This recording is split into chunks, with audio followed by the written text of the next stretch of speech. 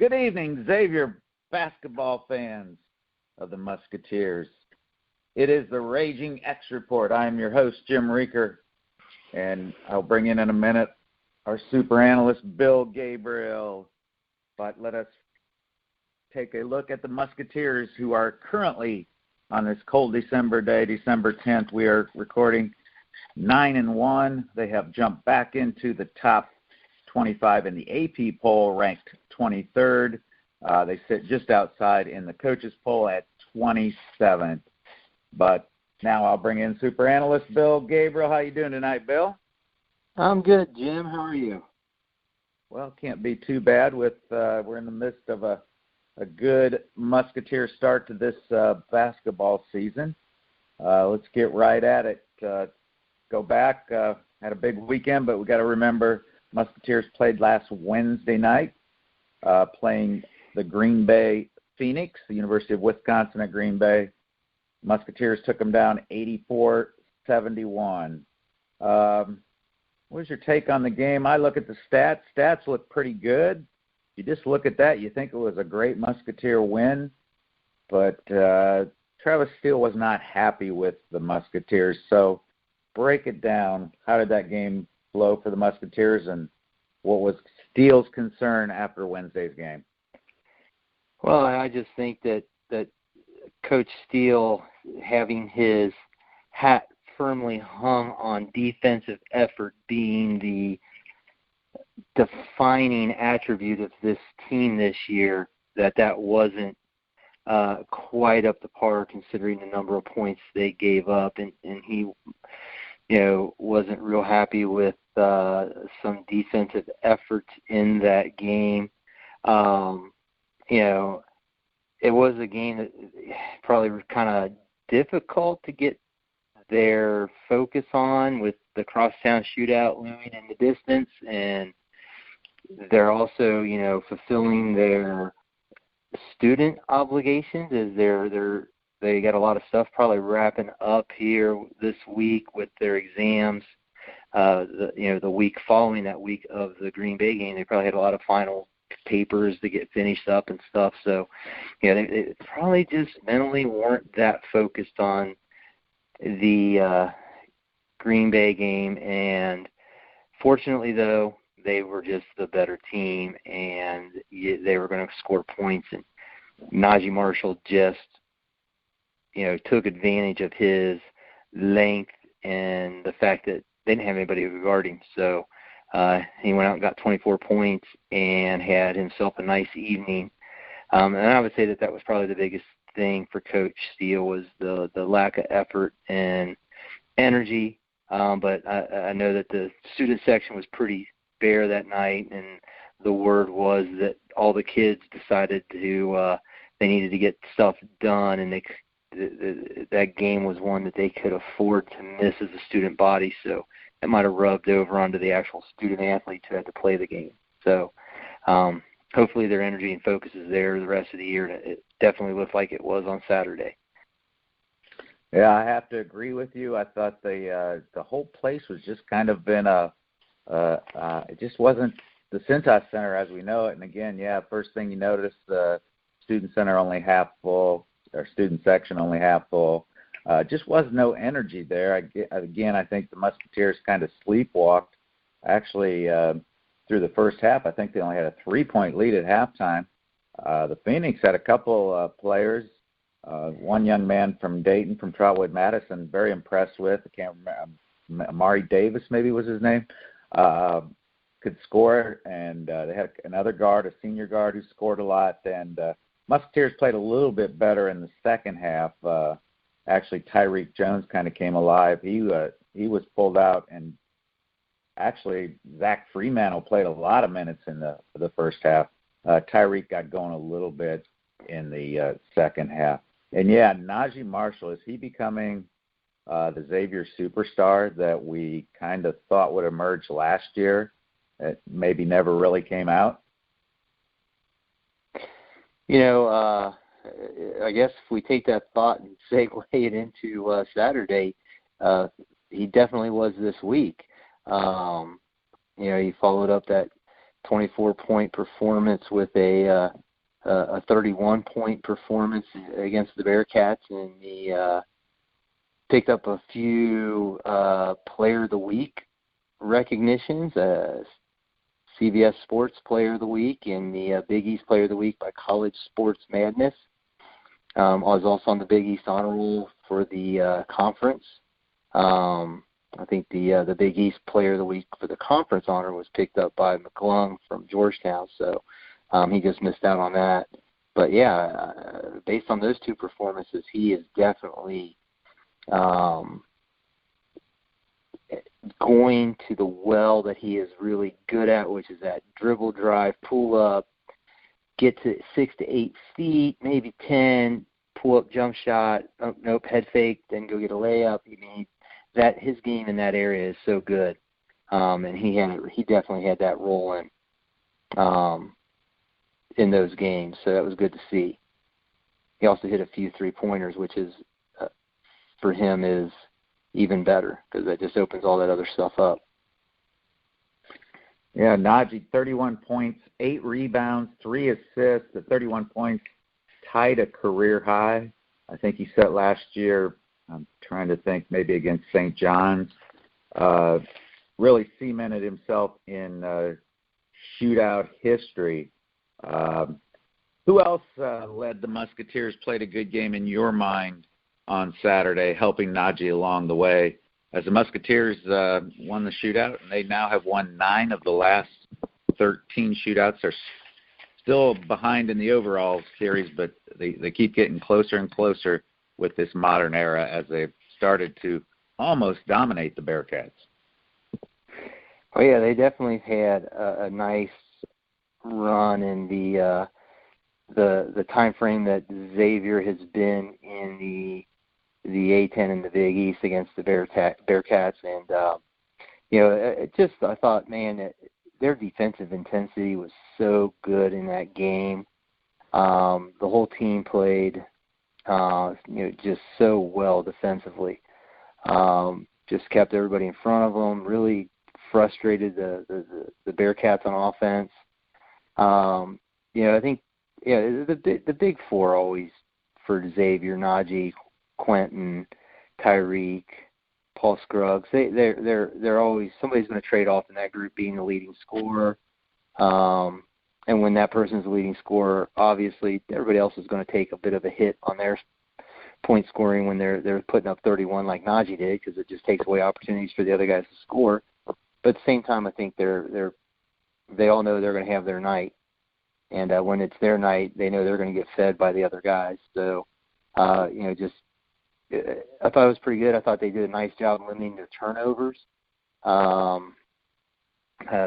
think they had, it was 10 or 11 in the game, so they definitely hit Coach Steele's magic number there of 11 or less. And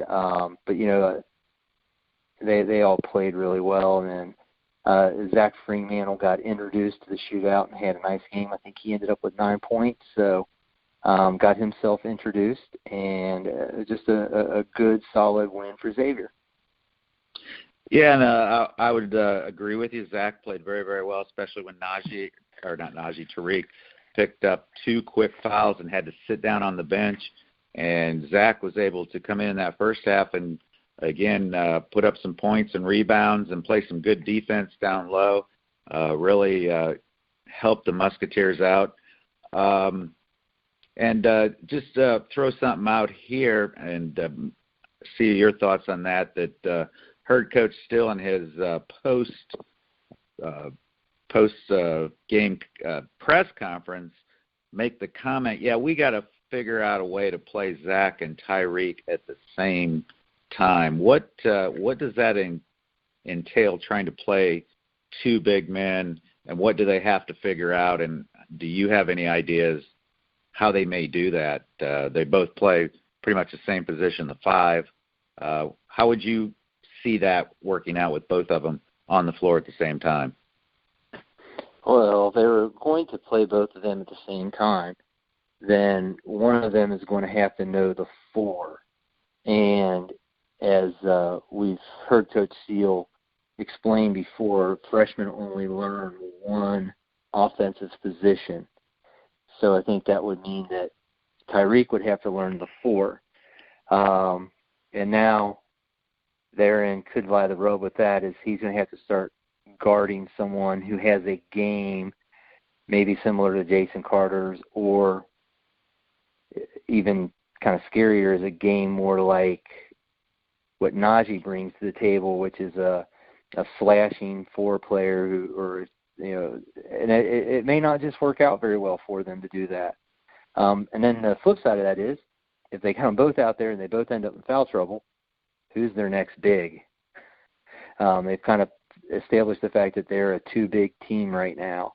And it doesn't seem like Daniel Ramsey has earned minutes in practice. So, from probably coming off his injuries and being in the concussion protocol, have limited him because he was out with a knee for a long time. I believe it was knee, maybe something with a leg, but and he missed a lot of the early practice time because of that, and so he may not be quite comfortable with the system, and he hasn't earned much playing time because of that. So that to me becomes another issue: is do they have another big guy who can play if they both get in foul trouble by trying to play them both out there?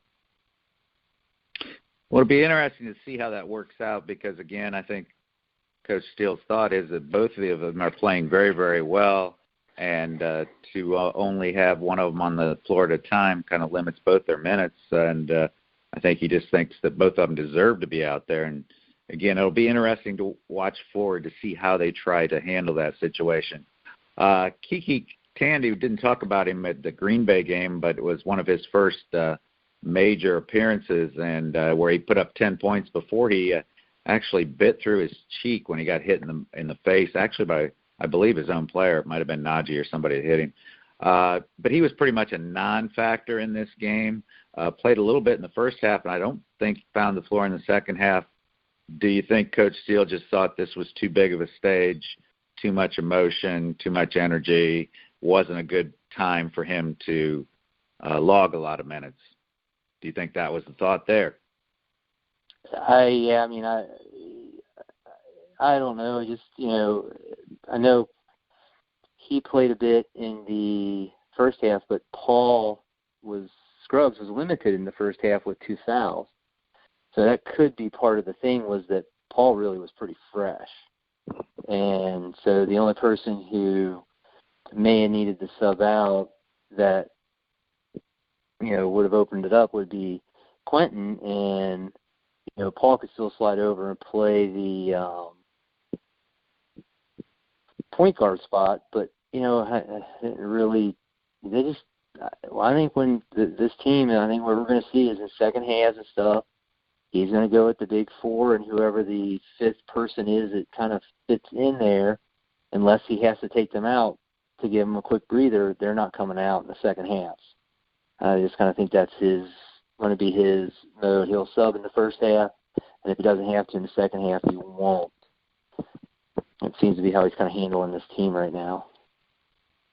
Yeah, I think he's done a good job of playing who's hot and taking guys down. He has options if guys aren't playing well or playing with energy or playing defense. I think also we see, what I've seen anyway, I think will be a factor all year, is I think Kiki just does not play on the defensive end, not for lack of effort, but I think for lack of understanding and learning the system and understanding at what level he has to play defense that Coach Steele expects. One other performance I'd have to pick out of there is Quentin Gooden. I thought played a great game, played a great defensive game. His line, I would take his line that he had against UC every night. 6 points, hit a couple shots when you're open, make a couple drives. He had the great drive where he ended with a tomahawk dunk, brought a lot of energy. But 6 points, 8 assists, that's where we need Quentin to help this offense, and limited in a high-energy, high-profile game to only 2 turnovers. I thought that was an excellent night by Quentin Gooden. And just before we leave the shootout game, I have a question. I know my answer, but do you think UC's Jaron Cumberland was 100% on Saturday? I don't think he was 100%. He did not. He has an explosiveness to him that I've seen in the past that it didn't look like he had. So I don't think he's 100% healthy. And but I also, I know he did not perform at the level he is quite capable of. And he may be struggling a bit with the new system, the new coach, his role. It's all new, it's different. They're still feeling that stuff out. What they want. So it could be a combination of kind of those two things that led to his struggles. But he's usually got a very explosive, aggressive side to him that I didn't notice in that game. Seemed like he was settling for jump shots at times when he in the past would try to get to the rim, and that could be a byproduct of the injury. Yeah, I have to agree. The word that comes to my mind, he just seemed to be moving very gingerly out there. Again, seemed very flat-footed, non-athletic. I remember a couple of shots he took actually flat-footed from three-point that just didn't seem like what I remember of him. Haven't watched a whole lot of UC this year, but I know he, as you said, can be very explosive. But holding him to 11 points, we'll give the Xavier defense some credit for that. I believe Quentin was guarding him a lot, maybe shut him down. But, again, I think he was not 100%. Supposedly has a hip injury, which you got to think every movement probably has to be affected by that. I did see Coach Brannon's post-game conference, and he said that, he said he didn't think he was 100%. He didn't really complain, and it's hard to tell how much pain he actually was in. Well, another shootout has passed, so we move on. Next big game, actually, Musketeers have the week off from the court, but next time they will play will be in the Skip Prosser Classic as they take on the Wake Forest Demon Deacons. Xavier actually leads the overall series with Wake Forest 3-2, but only 4 of those games have actually been Skip Prosser Classic games, and the series is tied 2-2. Actually kind of an unusual format that has developed.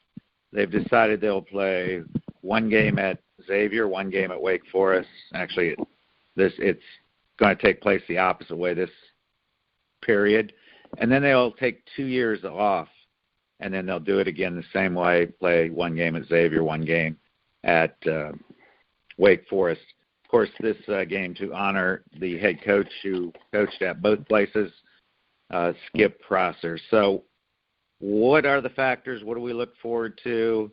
Again, I don't know if you've read anything or heard anything. It is finals week this week. That does take precedent, probably changes their practice schedule. What do we have to look forward to on this coming Saturday as the Musketeers travel to Wake Forest? Well, we get to see them take on the 5-5 Demon Deacons. The currently being coached by one Danny Manning, so that's obviously a big name in the history of college basketball. To be leading the Wake Forest currently, and they were 0-2 already in the ACC. I remember the ACC started the beginning of the season with a conference game, I believe, for everyone with the very first game out the gate. They lost to Boston College in that game, and then they just lost over the weekend to, I believe it was North Carolina State. And so they're 0-2 already in the ACC. Their 5 wins, none of them were against what you would call the Power 5 conferences. So it'll be interesting to see how this one plays out. They have definitely got some size. They have a 7-foot center. I want to try to get this right. Olivier Sarr, who averages 13 points, 9.5 rebounds a game. So that's going to be a good matchup for Tyreek. See him battle a second 7-footer in the week with UC's 7-footer that they had down low. So we'll see how Tyreek does from that experience transitioning over to the Wake Forest big man. They got a 6'8" Isaiah Mucius, and so he plays that kind of inside role. So they got some height. Not as tall at the guards. The Andrian White, who's a 6'3", 175-pound guard, shoots a little over 40% from the three, like 41.2%. So he's definitely somebody they'll have to keep tabs on out there on the outside. Shondi Brown, 6'5", 220 guard, averages 11 points a game. And then their star, a 6', 195-pound point guard named Brandon Childress. And if you've followed much Wake Forest basketball, you might remember his dad, Randolph Childress. He was pretty good. I think his numbers actually retired in the arena. So that's some pretty good lineage there for Brandon. He's pretty good too. I think he had 30 in the loss on Saturday, and he's averaging 16.6 a game. Hits right around 33% of his threes and has 48 assists already on the season. So he is the guy who stirs their pot, and we'll be curious to see how Quentin Scruggs and company do defending him. Yeah, Olivier Sarr from France, and I read a preview of the Demon Deacons, and he was not mentioned at all, but I believe right now is actually their second leading scorer, a little over 13 points a game. So I thought, he must be a freshman, maybe a transfer, and neither one of those were true.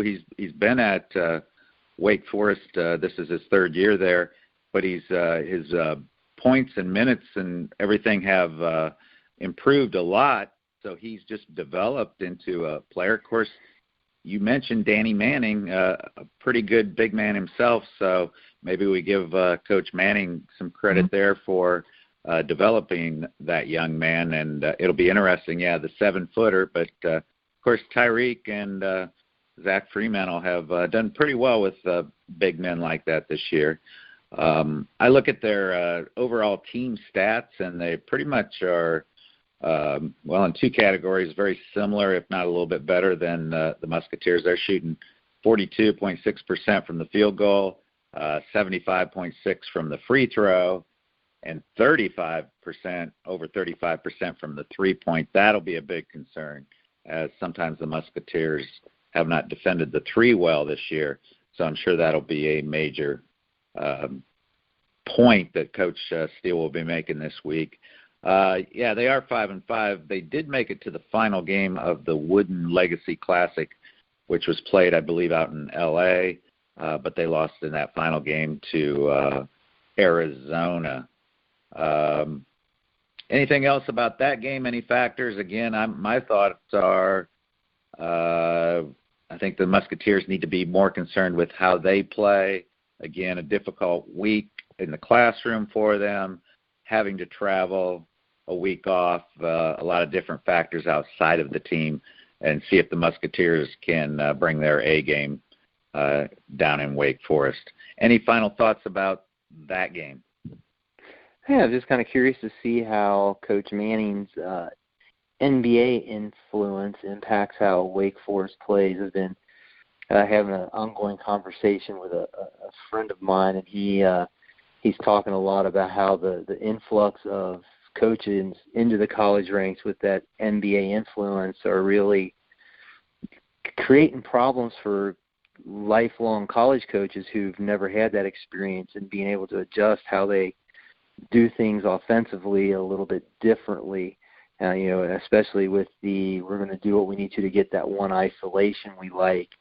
And, just be curious to see how that plays out during the course of that game on Saturday. Yeah, and also the other factor there is, I believe, Wake Forest, and again, we know they're in the tough ACC, but Danny Manning's coming off back-to-back 11 and 20 seasons. Didn't read anything, but you got to think that maybe the heat or pressure will be on him to bring that team closer to the top. He did have some success. I think he has taken them to the NCAA tournament. I believe this is his 6th year, I think, early on, but I think they've missed it about 3 or 4 years in a row now. So that's an interesting factor there. Let's talk about our bet. Let's update that. We had a bet right before the season started in our preview. Bill picked that the Musketeers in the non-conference season would be 11-2. He's looking pretty good right now, 11-2 or better. So I took the under, the 10 or 3 or below. I actually believe this game this week might be the key game. If they can win this game, I believe that they stand a pretty good chance to go 11-2, or if not 11-2, maybe 12-1 if they can win out in the non-conference season. So you're looking pretty good there, Bill. You feeling good about your choice at this point? I am feeling good because, I'm starting to really,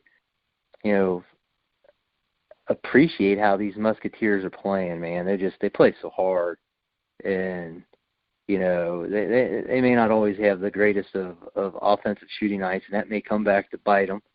So I'm kind of curious to see how these road games go that they have coming up here, because that's always the area where if you can score on the road, then you definitely stand a chance of winning a lot better than you do at home if you're not scoring, because you always got the crowd helping you out. So yeah, I feel pretty good. And I like the way they're playing, and hopefully the Muskies keep this up, and we'll see that come to a nice prediction for me in there in the non-conference schedule.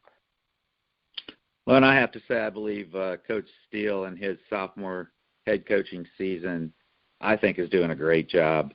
I think last year he was a little overwhelmed with being the head coach. I think that happens, and anytime that happens, that people don't realize all the extra things that go into being a head coach, the political side of it, the press conference side of it, just everything you have to do. But, he really has set a course. He said this is going to be a defensive team. This is going to be a good defensive team. We're going to play defense for 40 minutes. And this year, not so much like last year, I think he hasn't made any excuses when they haven't played good defense.